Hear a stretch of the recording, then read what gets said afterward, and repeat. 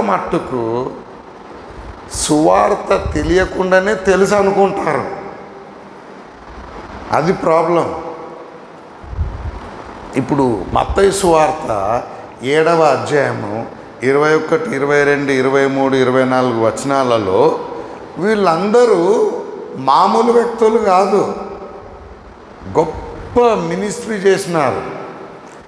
యేసుప్రభు అంటాడు, ప్రభువా ప్రభువా అని పిలుచు ప్రతివాడు పరలోక రాజ్యం చేరడు కానీ నా తండ్రి చిత్త ప్రకారం చేయువాడు చేరుతాడు. ఆ తండ్రి చిత్తం ఏంటిదంటే సువార్త నమ్మడం. ఆ సువార్త అంటే ఏంటిదో తెలియదు. మీరు సువార్త అనకండి, అది టైటిల్. సువార్త అనేది హెడ్లైన్ లాగా టైటిల్. దాని లోపల ఉన్న వర్తమానం ఏంటిది అది తెలియకుండా ఉట్టిగా సువార్త అంటే లాభంలా. అది నేను అనేది. ఇప్పుడు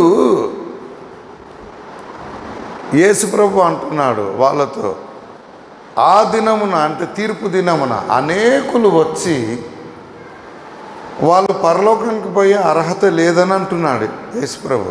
వాళ్ళు వచ్చి ప్రభువా ప్రభువా, they are trying to remind him, గుర్తు చేస్తున్నారు. నీ నామమున ప్రవచించలేదా?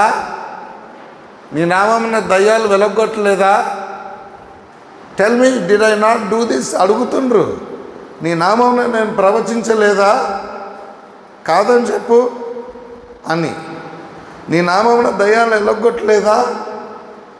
నీ నామమున అనేక సూచక్రియలు చేయలేదా?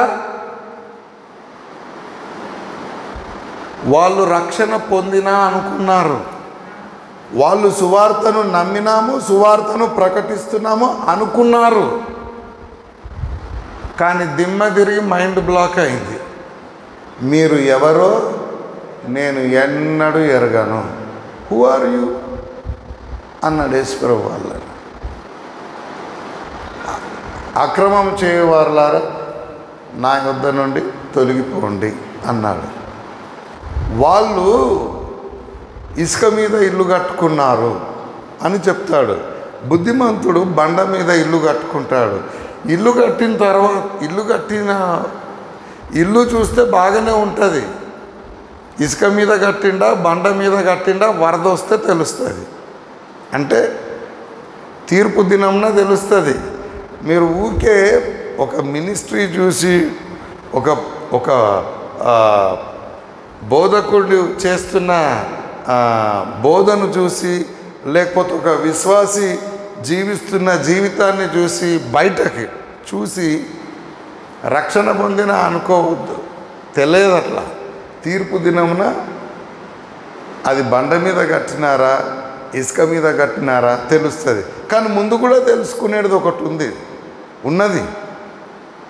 నేను ఈ సంగతులు మీరు నిత్య జీవము కలవారు అని తెలుసుకొనున్నట్లు ఈ సంగతులు మీకు వ్రాయుచున్నాను అని అంటాడు. యేసుప్రభువును నమ్మినవాడు మరణములో నుండి జీవమునకు దాటుతాడు కాదు, దాటి యున్నాడు.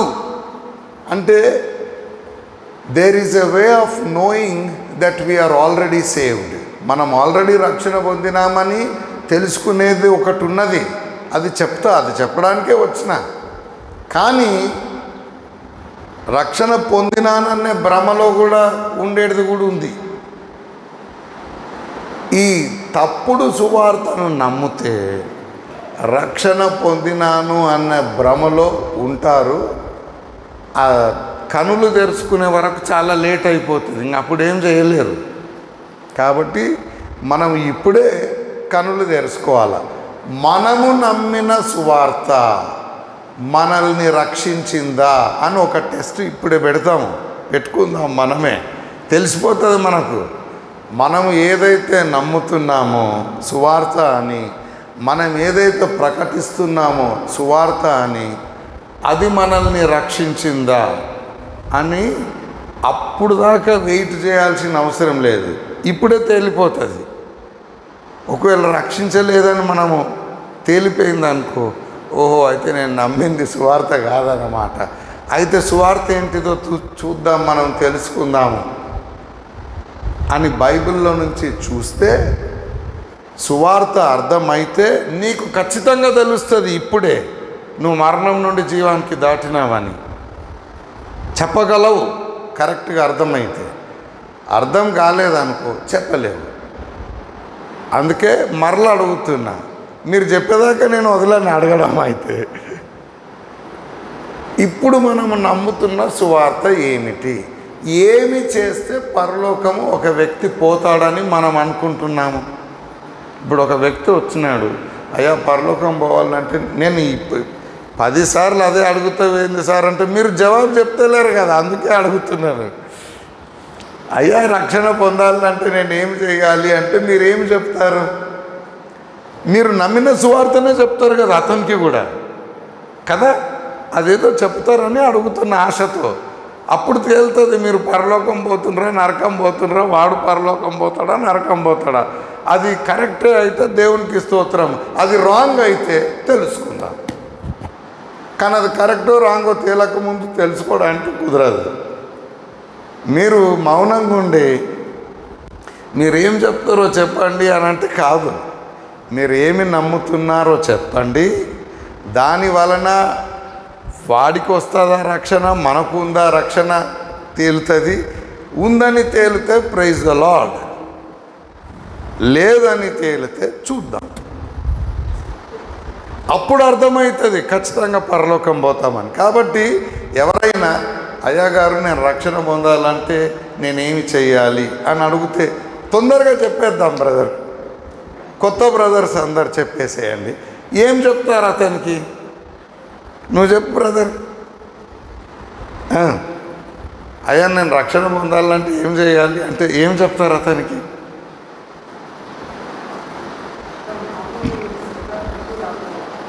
నాకు రాదు, నువ్వు నేను ఒకటే, నాకు కూడా కరెక్ట్గా రాదు తెలుగు.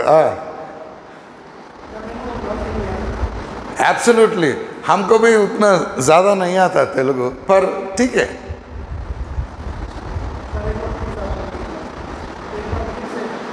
नहीं, हमको भी तेलुगु बराबर नहीं आता.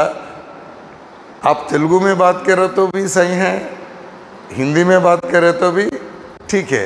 तो बात बोलिए साहब.